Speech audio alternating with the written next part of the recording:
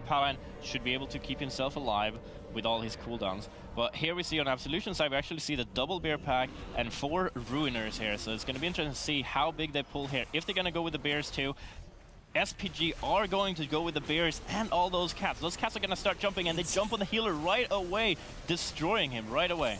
The same thing that you're talking about, though, and when you know something's going to be jumping onto a healer, for example, like everybody just goes onto the healer there, and it's just instant. They're going to be on the back foot here. Now, Absolution, when they start doing their trash pulls, they have so much on-demand damage. You can see the warrior blowing cooldowns. You can see all the rogues like actually using their oh man, this is a crazy composition. This should just be incredible. Like, you can even look forward to each different boss, just the way that it's going to go down. Like, we already know Dresseron in particular, rogues are incredibly strong for the same thing that we were saying a little bit earlier today, because the additional adds that you can pull in, they can do that Shuriken Storm and then instantly convert that into an Eviscerate onto the boss. We already know that this comp is strong too, because they have the freedom coming in from the Pally when they get to Okart. You already mentioned everything that's going down on the first boss, and SPG Esports, they are having a bad day. SPG Esports losing the rogue there actually as well, yeah. But like you mentioned, that both teams actually do have paladins, and they both have that freedom. Absolution just did a way bigger pull on the very first pull. Everything used all cooldowns. SPG Esports falling a lot behind here, because actually losing the healer as well to that charge is not able to get out of it. SPG being so far behind now, they still have 3 casters, I believe 4. All 4 of them are still alive at like 10% HP. It's important to know it's not Sanguine or Quaking this time, it's Teeming and Volcanic, which means that there are more mobs, and the Volcanic spawns a lot of volcanoes, depending on how much trash you actually pull. So if you do these really big pulls, you see a lot of them spawn at ranged players. Absolution being super far ahead right now, and SPG is now gonna try to catch up, see if they're gonna pull a little bit more here. I would not expect us to see either of the teams actually do the double bears that's coming up right here. Yeah, I just want to note too, before we definitely do need to talk about those bears as well, but at SPG Esports, their pulls just they haven't been that good, you know. I think that the way that they're actually going about their pulls doesn't make much sense. But let's jump back on board with Absolution. It looks like they are going to opt into using that Shroud of Concealment just to get past those bears. That's the cleanest way of doing it. SPG Esports has the same option. They are going for the same option. Well, yeah, I think that's just one of the best ways to do it. But the difference here is Absolution might actually go 2 rogues. Trekkie! They are pulled. They missed pulled. I did not even see that SPG missed pulling. They had most people get through, and you're invisible. That's how that one works. They had most people get through though, so they're going to be able to rest on the other side. So they get through the trash pack. That's another 10 seconds added to that too. Absolution is doing so much better here. But what I was about to say is that now SPG Esports has used their Shroud of Concealment before the first boss, right? Absolution also used one of them, but they have the other one. It has a 6-minute cooldown, which means that having 2 rogues means that they can actually use it right after the first boss too, to skip that double keeper pack. Yeah, and that double keeper pack definitely is annoying. We are going to see some serious damage come out from this boss though as well, with it being tyrannical, and it's, you know, man, I still can't believe the fact that they went down in that Shroud of Concealment. That is going to be really rough. But as you've noted, with that 6-minute cooldown, they could potentially skip like 3 trash packs depending on how they pull. Definitely going to be good. They're still going to be able to get the percentage, so both teams are doing the same amount of trash. Well, effectively in terms of percentage. But I see Absolution are doing a very good job just keeping the boss at the edges of his room, because he does knock the tank back and then he charges that tank too. That is a lot of damage, but it also means that if he's standing right behind, in front of a wall, he doesn't get knocked anywhere, and with them having 3 melee, the boss doesn't get out of the range either, so they're having so high DPS here, completely destroying it as well. The healer is standing really close to, all the ads spawn right next to them, they just cleave them away, and the boss goes down super fast. I mean, that just works so perfectly too, because as you've mentioned, the healer can actually still achieve damage when they want to, can be outside when they need to be outside due to the mechanics of the boss, and also just a clean cone to heal everybody up. We are going to see SPG Esports is still working on that boss now. Absolution going to be pulling this first pack of flowers here. Cheat Death is going to be procced on one of their rogues, but this is one of the advantages. You know, sometimes it is going to proc. Crazy damage coming out from Death from Above for Absolution, and look at how good this comp is, too, at dealing with Volcanic. Like, it's just so clean for the healer to deal with. Yeah, having everyone being in melee, as I was talking about before, Volcanic spawns at range of the mobs. It's actually the mobs that spawn them, so if you're in melee of that mob, that's basically 2 Volcanics coming up at the same time on the healer. If everyone stands close to the mobs, all the Volcanoes, when they spawn, is going to be on a range player. If there's only one range player, there's only one person that has to deal with that. Having another like range, a mage, or Moonkin, Warlock, if they are also there, then they have to pay attention to it as well. These melee just kind of can skip it, don't have to bother about it at all. Also, this may be where we see another Shroud, but this is one of the first times we really get to pay attention to the players mounting up, so you get to look into their souls for a little bit. XT Touring Rocket being broken out there, that's definitely, that shows you something about a person. SPG Esports still making their way through this trash right now. Have you been more impressed by their composition recently? SPGs, I don't know, I'm not so sure if I'm impressed by the composition. They had a Red Paladin actually die on the boss too and had to combat rush him as well, so they only have one more combat rush. You see Absolution doing a pull that we've seen a couple of times during this tournament too. A bunch of the flowers, a Dryad. The flowers don't really do anything, and they actually give quite a fair amount of percentage too, so they're really easy to kill. They don't really do too much. They're a little bit of a pain. But this area with teaming Trekkie can just be even more of a nightmare than this nightmare realm usually is. This is where we're going to see the second shot of concealment for Absolution, though. Right here, bringing those 2 rogues, just to be able to skip this pack and the bears before that, just really paying off. And like you say, they bring so much damage, they have that cheat death, they are so versatile. Yeah, but the reason that you want to start skipping packs like that, though, too, is they get that much nastier with teaming. Yep, that's usually a 2-keeper pack, but it's 3 keepers on teaming. Those 3 keepers will all heal. We see them being pulled here for SPG. Those keepers heal the flowers around them at all times. So you basically have to kill them all off, all 3 of them, before you can kill off the flowers in the first place. On top of that, they also spawn all these flowers that just take up a lot of room. To see the Guardian Druid going super low. Walking into these flowers detonates, just explodes for a lot of nature damage here. Yeah. Not sure if the SPG actually, we don't have a camera angle to see if they do the triple pack, or if they actually might have accidentally pulled the pack. No, that's the triple pack that they skipped there. They were that they pulled that Absolution skipped. Yeah, exactly. And like we've already seen how deadly those packs can be with something like bolstering, but even those triple healers, when you don't have bolstering, it's so much time on the board with those healers. I just want to say Absolution pulled those 5 mobs that you need to interrupt and stun. That can be a pain, but they just destroyed them. They died all in 5 or 10 seconds. There's no interrupts, no stuns needed, everything just dead. So we're gonna come up, Absolution pulling Oakheart. They are in a very comfortable lead right now. Time-wise, it's not super big, but they also have the percentage as well. So all in all, it's going to be a lot. The best kick is death, man, and it just definitely is. Now with Oakheart, he's going to put some entangling roots down on the ground. Those can definitely take up quite a lot of space, but with this Holy Paladin, they will be able to clean that up with a freedom nice and easy. SPG Esports still struggling with trash. It looks like Absolution opting to clear them every second wave or something like that, because they're actually every single person stacks on the exact same spot. Now the Paladin actually going away a little bit. Everyone also taking so much damage from that stomp, but these roots aren't actually being removed by Absolution. I'm not sure as to why, but as long as you avoid them, they don't really do that much. But you can just free them and walk past them. That's the nice thing about how the freedom actually works too. I think you can afford to ignore them, and then when it gets really bad, when there is nowhere to stand, you just throw that freedom out, have someone dance around for a couple seconds. Like, as you can see now, there are a lot of them on the screen. And he's just running through all of them. No, they're actually just DPSing them. No, I don't even care about trying to get rid of them. As we see here in the lower corner as well, SPG now being in the boss, there are half the, and Absolution being through half the boss now and trying to survive all the abilities.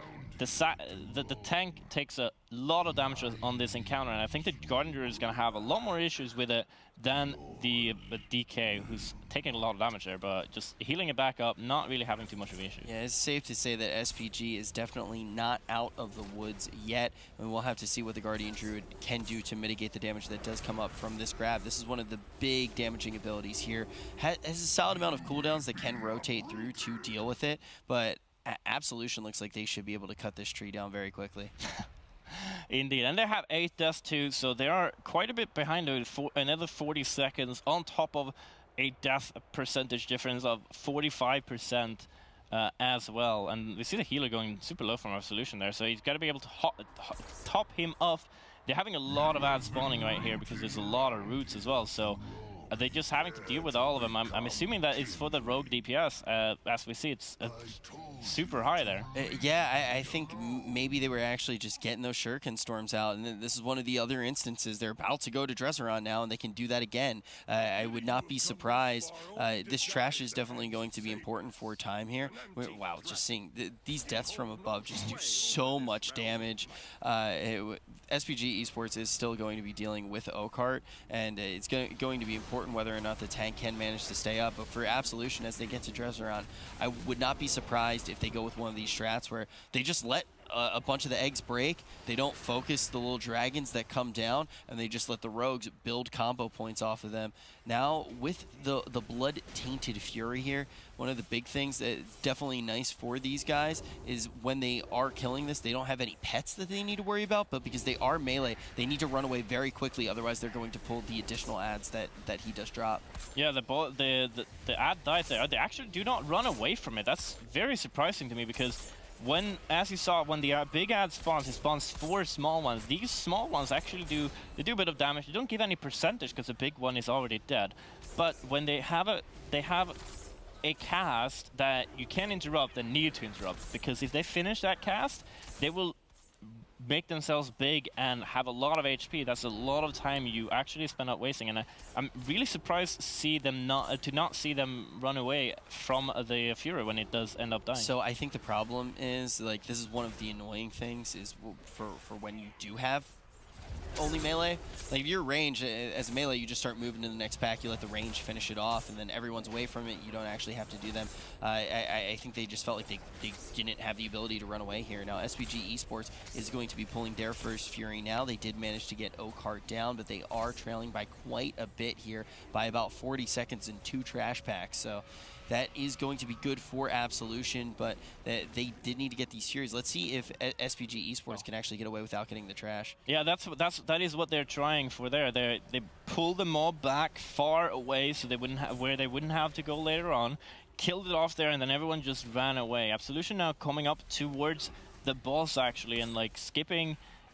There's another Fury that patrols. You saw the rogue actually distract him, so he stays in his place a little bit. Meanwhile, they go take the other trash pack up to Dresseron, pulling him now. SPG is going to do the same thing with this second Fury here, pulling it off to a place where they don't need to go later on, going to kill it off and then walk away. Meanwhile, Absolution is completely destroying the boss here. Yeah. The execution's textbook, right? They just go in instantly. So Dresseron has an ability where he does a bunch of wind. We'll see that in a little bit. That's going to be pushing everybody back. Now, one of the most punishing mechanics that you'll see for a lot of groups is if you get pushed back and you hit the eggs, you summon a bunch of ads that you have to deal with. But what a group like this will actually do, Cheat Death is going to go off there. What a group like this will actually do is they'll run right into the eggs, right out of the gates, have all of these ads up that don't do too much damage, and now the rogues just have a field day. That's why they're able to do about 3 million damage per second here, because they just throw out their shuriken storms and they are able to just it's like having a damage cooldown on Dresseron with 100% uptime. So they are going to be able to melt this boss, and that's something that SPG Esports is not going to be able to do. They only have one of the rogues to do that. You'll see the warrior doing a lot of damage here based off of cleave, but it's not that same effective damage on the boss that the double rogues from Absolution are able to get out. Yeah, that's certainly, they're able to do a lot of damage there. Also, as you mentioned, that pushback does a lot of damage and makes it unable to really like heal effectively. Certain healers want to stand still and be able to heal out. Now, see the pushback here. Everyone's moving against it, and the healer just not able to do all his heals. However, Paladins are pretty lucky with quite a few instant heals and whatever they can use. Everyone going super low there as well because of that roar coming in front of us. The rogue going super low, they get it, proccing his Cheat Death though, but why would you have cheat death if you don't use it? Yeah, you gotta use it if you talented into it. That's how that works. But Absolution starting to pull further and further ahead with the amount of damage that they can actually put out here. Like it is no chump change. You can see for SPG Esports right now, like a crazy amount of damage coming out from the Guardian Druid as well. But that damage doesn't really do anything for them. And the Warrior is going to fall down here. They're going to need to invest the Battle Res to get him up because Drezeron still does have 46% health remaining.